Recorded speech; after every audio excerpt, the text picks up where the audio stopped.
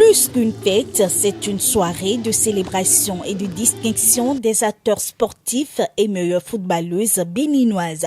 La meilleure buteuse deuxième et première division, meilleure gardienne deuxième et première division, meilleure joueuse espoir, meilleure joueuse étrangère, meilleure amazone à l'étranger, meilleure buteuse à l'étranger, meilleur coach deuxième et première division élite, meilleur sifflet féminin et meilleure joueuse de la saison. Ce sont là les différentes catégories qui ont été primées le samedi 30 septembre 2023 au centre EA d'Akpakpa. Cette distinction entre dans le cadre de la deuxième édition des trophées footeuses 229. Je suis contente d'être élue meilleure buteuse parce que c'est avec le travail que ça se fait et par le travail, j'ai pu atteindre mon objectif.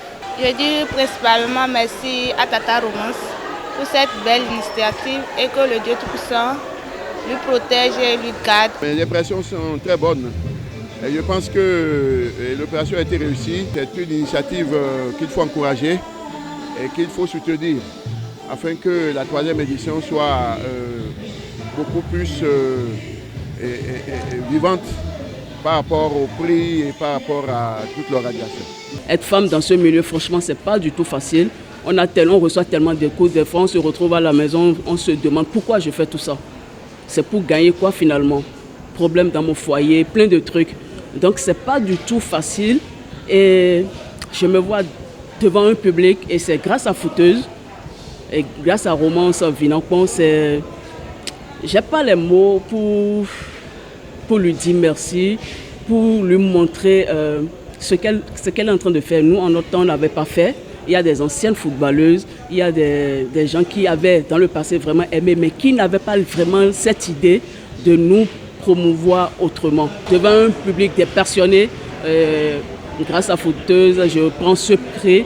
Je ne peux que dire merci et longue vie à Footeuse. Fabroni Yoklounon, représentant du comité de sélection, en expliquant le processus de nomination des gratifiés, fait savoir qu'il est passé par des votes du public, des membres du comité, puis des journalistes sportifs qualifiés. Et ce, après plusieurs analyses.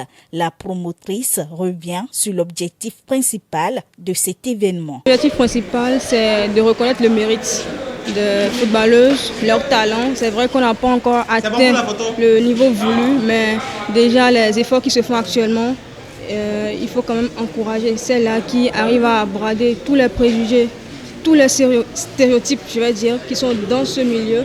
C'est compliqué d'être footballeuse au Bénin.